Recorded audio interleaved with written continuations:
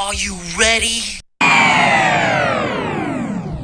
Welcome back to the channel, everyone. This is A Strange Case of Sean here with the third chapter of my story, 2 Words For Ya. A story written by me with some assistance from Chat GPT. I will recap the last chapter briefly, but be sure to check out those previous chapters as well. Now, in chapter 2, we saw the beginning repercussions of Shawn Michaels' betrayal of Triple H. He was suspended for his attack on Triple H, but it was ultimately lifted by the final boss, The Rock, who also named him the chief roster officer of all rosters under the WWE. Tiffany Stratton celebrated her Money in the Bank cash-in win, but was interrupted by Cora, Jade, and NXT Women's Champion Roxanne Perez, who offered an alliance. They were then interrupted by Rhea Ripley, who then attacked them both. World Heavyweight Champion Seth Rollins expressed his displeasure of the incident between Shawn Michaels and Triple H. Michaels interrupted him and informed him that he would be defending his championship in the main event of Raw, but didn't share who his opponents would be or the match type. He would then learn that he'd be defending the championship in a gauntlet match. He defeated his first 2 opponents just barely. HBK would then come out and inform Rollins of his final opponent, the returning Braun Breaker, who was suspended for his attack on the referee in their previous championship match. Breaker would wind up defeating Rollins and becoming the new World Heavyweight Champion, ushering in a new era for the WWE. And with that said, let's get started with Chapter 3, shall we? NXT begins with the NXT Women's Champion Roxanne Perez and Cora Jade making their way to the ring. They're all smiles and get microphones. Roxanne begins. We've taken over NXT, and as you've seen, we are making moves for the rest of the WWE. The crowd boos. She continues. You can't be upset with me because I, Roxanne Perez, am the greatest NXT Women's Champion of all time. I'm gonna have this title on lockdown for a long time. The crowd boos. Jade interrupts the boos. Why don't you show some damn respect? You all won't live up to half the greatness Roxanne or I are. We run this division, and no one can say different. Roxanne continues. Now, I was supposed to defend my championship tonight, but if you saw Twitter, Stephanie Vacquer got her tiny wings clipped and isn't cleared to compete tonight.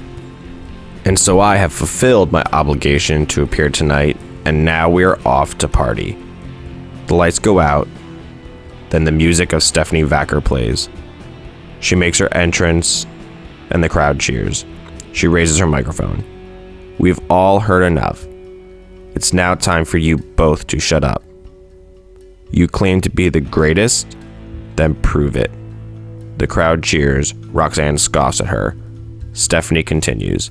You will lose your championship tonight. Maybe not to me, but to her. The music of Giulia plays. The crowd cheers as she joins Stephanie at the ramp. Roxanne and Cora look annoyed. The commentary team announces that the NXT Women's Championship match is official between Roxanne and Giulia. In the main event, Perez defends her NXT Women's Championship against Giulia in their second one-on-one encounter. Perez starts with quick moves, using her agility to outmaneuver Giulia with arm drags, drop kicks, and a series of roll-ups, trying to catch her off guard.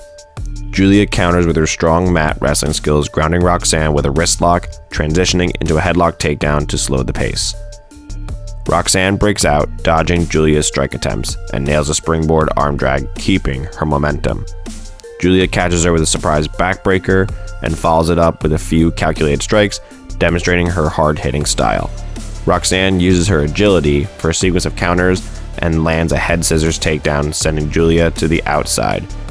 Roxanne then hits a suicide dive and then rolls Giulia back in the ring for a 2 count. Giulia takes control with a brutal German suplex and goes for a pin, but Roxanne kicks out at 2. They trade blows and captivate the crowd. Giulia works Roxanne into the corner, who manages to surprise Giulia with a counter and then a mid-rope pop rocks for a close near fall, leaving the crowd on edge. Cora gets on the ropes to distract the referee, but Stephanie makes her way down to ringside and pulls her down. They then battle into the crowd. Suddenly, the music of Rhea Ripley plays. The crowd erupts. She appears on the stage and waves to Roxanne. Roxanne is visibly annoyed. Giulia whips her around and begins to trade shots with Roxanne. Roxanne dodges a wild strike from Giulia and hits another pop rocks. She follows that with a pinfall for the win. Rhea makes her way to the ring, but she is then blasted from behind by Zaria. She whips her into the barricade multiple times. She then throws her into the ring. She then plants her with an F5. She stares down at the carnage she's caused while Roxanne laughs. Zaria raises Roxanne's hand, and the show ends. On an episode of SmackDown, Shawn Michaels opens the show. The crowd boos him. He enters the ring and grabs a microphone. Welcome to Friday Night SmackDown. As Chief Roster Officer, I would like to thank you all for coming out and being an integral part of this new wave of success WWE is seeing. The crowd continues to boo. He continues. I mean, you've all seen my success on Raw. We're going to ride this never-ending wave, and the music of the bloodline plays. The crowd boos. Solo Sikoa makes his entrance with Tanga Loa, and Jacob Fatu. They enter the ring. Solo grabs a microphone. It's good to see you, Shawn. I do have to congratulate you on your position and recognize your great success so far. The crowd boos. Solo continues. I know you're a smart man. I also know you know I mean business. You saw me run the fake tribal chief out of WWE. The crowd boos. He then continues. I am acknowledged as the one tribal chief. The bloodline members put their fingers up. Solo continues. And as for business, my business pertains to the undisputed WWE Championship. And I want a title match against Cody Rhodes tonight. There is a mixture of boos and cheers. Shawn smiles. I thank you for your words, and I do acknowledge you, Solo. The crowd boos. Let me acknowledge your request. As granted, tonight's main event, Solo Sikoa versus Cody Rhodes for the undisputed WWE Championship. Solo and Shawn shake hands and taunt the crowd. I love you, Solo! Later in the show, newly crowned WWE World Heavyweight Champion Braun Breaker makes his entrance. The crowd boos. Braun grabs a microphone. He begins. Before you, I stand the poster of true power, the essence of absolute carnage, and an image of an immortal champion, Braun Breaker. The crowd boos. I would like to thank our new Chief Roster Officer, Shawn Michaels, for rectifying the injustice delivered to me and including me in his campaign to put WWE back on course for success. The crowd boos. Former management didn't believe in me, and now as you can see, boy were they dead wrong. Then the music of Sami Zayn begins to play. The crowd cheers. He makes his way into the ring with a microphone. He begins. First, I have to acknowledge your accomplishment. Congratulations on becoming World Heavyweight Champion. The crowd boos. He continues. Even if it was against a weakened champion. The crowd laughs and Braun becomes upset. He cuts off Sami. Did you come out here just to insult me? I strongly advise you rethink that step. Sami continues. No, I believe someday you would become a champion. I just came out here to ask why you sold out. The crowd oohs. Braun is even more upset. Sami continues. I mean, you were always going to make it. Why'd you align yourself with Shawn Michaels? You really think he's going to do a better job than Hunter? The crowd groans. Sami continues.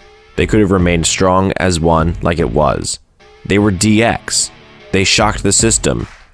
And WWE was just fine. Braun interrupts. That's the issue, Sami. WWE shouldn't be just fine. We should be excelling, and we haven't been for a long time. Hell, Hunter is running this company into the damn ground. Quite frankly, I don't blame Shawn for what he did. The crowd boos. Braun continues. Shawn has always believed in me. It's why I'm here today, as your World Heavyweight Champion. The crowd's boos are enormous. Sami responds. You're here today because Triple H signed you. You're on the main roster because he called you up. You're a champion because you picked the bones off a beaten carcass. Braun cuts him off. Tell me, Sammy, 10 years you've been here. More than 10 years. Either way, where's your world championship? The crowd oohs. You were just a toy for Hunter. Never saw the top of the mountain, and you certainly never will with me around. Sammy looks down. The crowd continues to boo. Zayn continues. I do not have that accolade yet. But you know what? Let's make it happen. Royal Rumble, you versus me for the World Heavyweight Championship. The crowd cheers.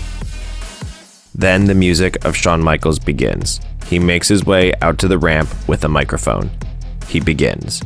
Now, Sammy, I hear you, but that's gonna be a no.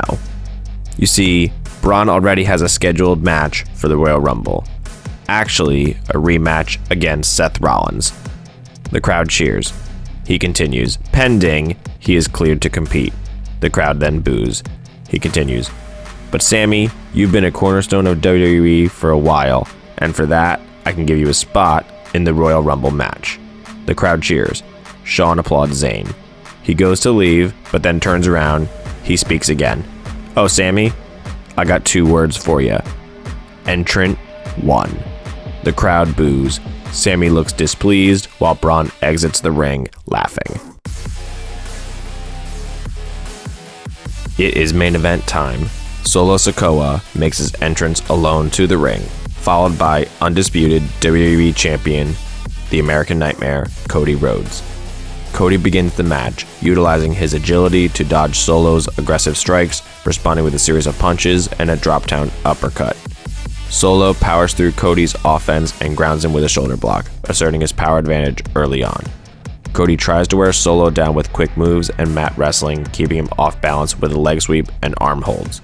Solo powers out, tossing Cody into the corner and hitting him with brutal corner splashes and a belly-to-belly suplex for a 2 count.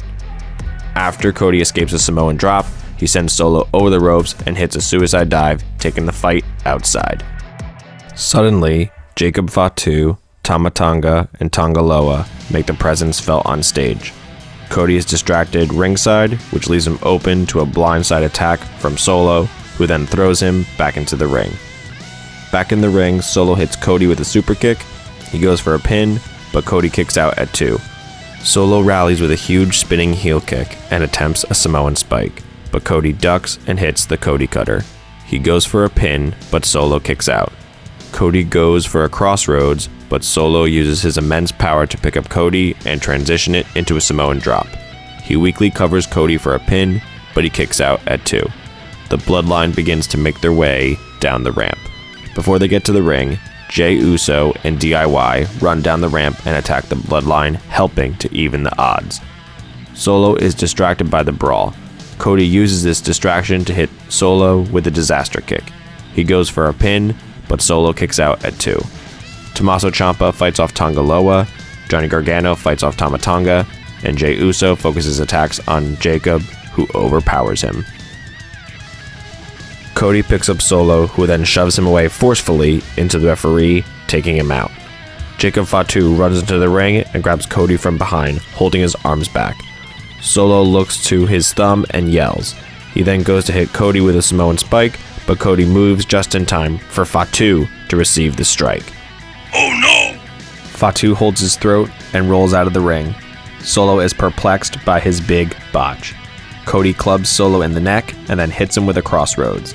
He goes for the pin, and the referee weakly counts 1, 2, 3. Cody retains the WWE Undisputed Championship. Cody celebrates in the ring with Ciampa, Gargano, and Jey Uso. Solo sits up against the bottom turnbuckle. Tama and Tonga check on Jacob, who is still holding his throat. Jacob gets up and pushes them both away. He begins to walk up the ramp away from his comrades. Tama and Tonga stay in the middle of the ramp, looking back and forth between Fatu and Solo as the show ends. Alliances seem to be forming, while others seem to be preparing for tribulations ahead. Why did Zaria align with Roxanne Perez? Is the WWE Universe prepared for the potentially long title reign of Braun Breaker? Also, what is next for the Bloodline? We shall find out in Chapter 4. Thank you so much for watching. If you enjoyed the video, please be sure to leave a like and subscribe. Check out the previous chapters as well. I appreciate all the support. Stay strange, stay awesome, and and I'll see you in the next video.